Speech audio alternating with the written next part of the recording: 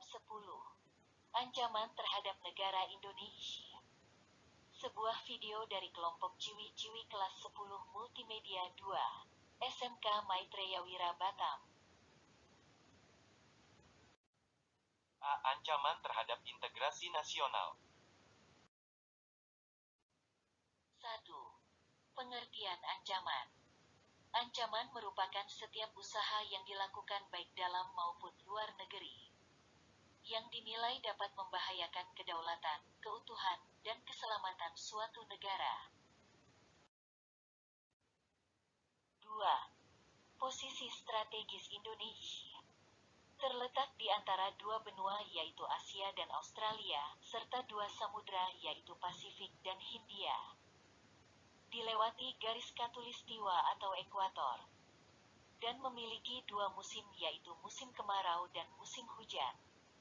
Terletak di antara tiga lempeng utama dunia yaitu lempeng Indo-Australia, Eropa-Asia, dan Pasifik. Terletak di antara dua dangkalan besar yaitu dangkalan Sunda dan dangkalan Sahul.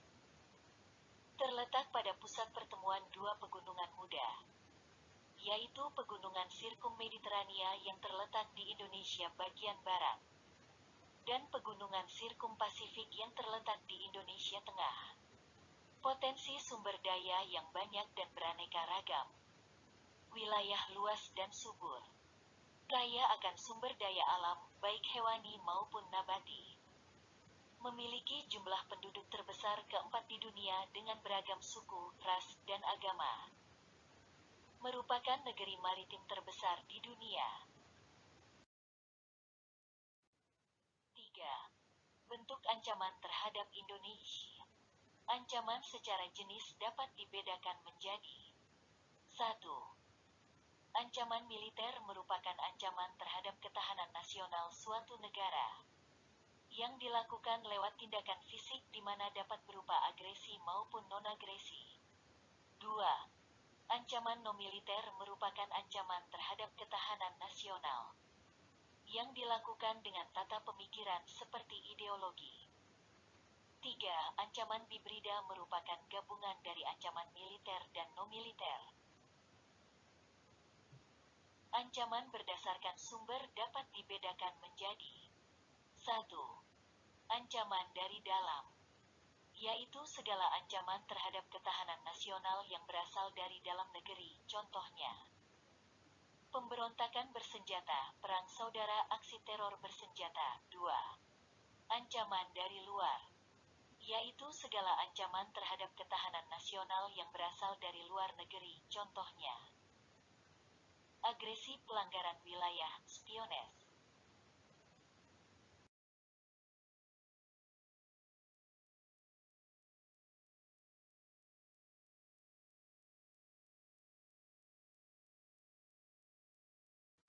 Ancaman berdasarkan bentuk dapat dibedakan menjadi 1.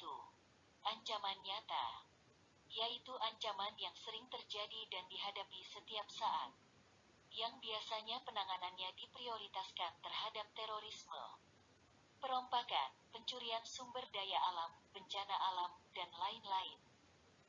2. Ancaman belum nyata, yaitu ancaman yang berbentuk potensi konflik terbuka atau perang konvensional antara angkatan bersenjata dua negara. B. Ancaman di bidang Ipolexos Buthankam. 1. Bidang ideologi.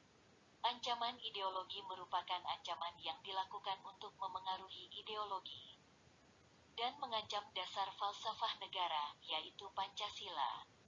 Contoh ancaman di bidang ideologi adalah sebagai berikut. A. Ideologi komunisme. Komunisme adalah sebuah paham yang menekankan kepemilikan bersama atas alat-alat produksi seperti modal, tanah, tenaga kerja yang mempunyai tujuan terwujudnya masyarakat yang makmur. Masyarakat komunis tanpa kelas dan semua orang sama. B. Ideologi Leninisme. Leninisme merupakan bagian dari teori politik organisasi demokratis. suatu partai politik revolusioner dan pencapaian demokrasi langsung kediktatoran proletariat. Sebagai awal dari sosialisme. C. Ideologi Marxisme. Marxisme adalah suatu paham yang mengakar pada pemikiran tokoh bernama Karl Marx. Paham ini berkaitan dengan sistem ekonomi, politik, dan sosial. Cakupan Marxisme adalah materialisme dialeksis dan juga materialisme historis serta penerapannya pada aspek sosial. D. Ideologi Neoliberalisme. Neoliberalisme adalah paham ekonomi yang mengutamakan sistem kapitalis perdagangan bebas, ekspansi pasar, privatisasi penjualan BUMN, deregulasi atau penghilangan campur tangan pemerintah, dan pengurangan peran negara dalam layanan sosial atau public service seperti pendidikan, kesehatan, dan sebagainya. 2. Bidang politik. Ancaman dalam bidang politik dapat dilakukan dari dua aspek, yaitu dari dalam negeri dan luar negeri. Ancaman berasal dari dalam negeri dapat dilakukan oleh sekelompok orang yang menggunakan kekuasaan dan kekuatan dengan melakukan mobilisasi massa. Ancaman dari kelompok separatisme juga merupakan ancaman politik yang membahayakan negara. Ancaman politik dari luar negeri dapat dilakukan oleh suatu negara dengan mengintimidasi, melakukan tekanan politik, provokasi, atau blokade politik. Isu-isu global dapat dilakukan oleh ACTOR bukan negara, sebagai alat untuk menyerang atau menekan negara Indonesia. 3. Bidang ekonomi. Ancaman dalam bidang ekonomi dapat dikelompokkan menjadi dua, yaitu internal dan eksternal. Ancaman internal dapat berupa tingkat inflasi yang cenderung masih tinggi, pengangguran yang cenderung meningkat, infrastruktur yang belum merata di seluruh daerah, dan penetapan sistem serta kebijakan ekonomi yang belum jelas. Ancaman eksternal berbentuk ketergantungan yang tinggi terhadap asing, daya saing yang rendah, dan kinerja ekonomi yang masih buruk. 4. Bidang sosial budaya. Ancaman dalam bidang sosial budaya dapat dibedakan menjadi dua, yaitu 1. Ancaman dari dalam. Ancaman ini didorong oleh isu yang menjadi titik pangkal permasalahan, seperti terorisme atau kekerasan yang melekat. 2. Ancaman dari luar. Ancaman ini adalah masuknya nilai-nilai budaya dari luar negeri, globalisasi yang terlalu berat, atau banyak akan berdampak kepada perubahan nilai-nilai permasalahan kebangsaan, yang berpengaruh terhadap tatanan budaya bangsa. Dalam nilai-nilai perkembangan ilmu pengetahuan dan teknologi, dapat bersinggungan dengan nilai-nilai sosial budaya bangsa. 5. Bidang hankam atau pertahanan keamanan. Ancaman terhadap pertahanan meliputi perang tak terbatas, konflik perbatasan, dan pelanggaran wilayah. Sedangkan ancaman terhadap keamanan dipengaruhi oleh adanya faktor dari dalam negeri, yang dilakukan oleh suatu kelompok untuk memisahkan diri dari NRI, terorisme, kekerasan politik, dan lain-lain. Permasalahan konflik yang terjadi pada suatu wilayah yang dapat menghancurkan keutuhan NRI karena memiliki tujuan yang sama. C. Peran serta masyarakat untuk mengatasi berbagai macam ancaman dalam membangun integrasi nasional.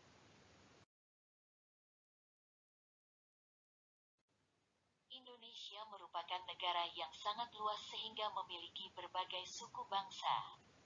Walaupun terdapat banyak perbedaan, Indonesia merupakan negara kesatuan yang menggunakan perbedaan sebagai kekuatan. Hal ini terdapat dalam semboyan negara, yaitu Bhinneka Tunggal Ika, yang berarti berbeda-beda namun tetap satu jua. Untuk menjaga keutuhan negara Indonesia, masyarakat harus aktif dalam membangun integrasi nasional. Peran serta yang dapat dilakukan kita, masyarakat Indonesia, antara lain sebagai berikut. 1. Menjaga flora atau fauna atau kekayaan alam Indonesia. 2. Menciptakan ketahanan nasional dengan menjaga keutuhan dan mempererat persatuan bangsa. 3. Menghormati perbedaan suku, budaya, agama, ras, dan lain-lain. 4. Mempertahankan rasa kesamaan dan kebersamaan dengan memiliki bangsa, bahasa, dan tanah air Indonesia. 5. Memiliki semangat mewujudkan persatuan dan kesatuan di aspek kehidupan sosial. 6. Menaati peraturan dan moral di masyarakat. Terima kasih.